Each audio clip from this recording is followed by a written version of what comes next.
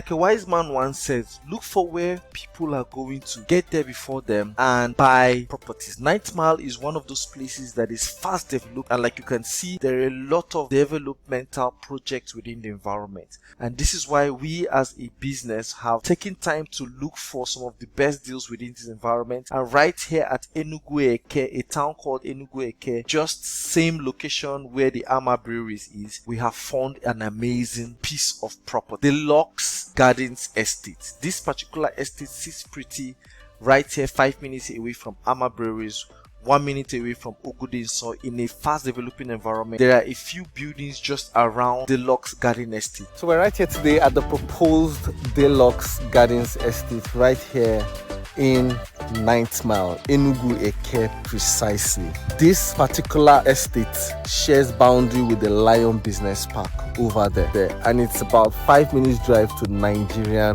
Brewery. You can see there are some buildings, some people live in the environment, all the beacons are right on ground. And this place is selling for a pre-launch price of 2.5 million naira, all inclusive. This is one of the fastest developing areas currently in Enugu.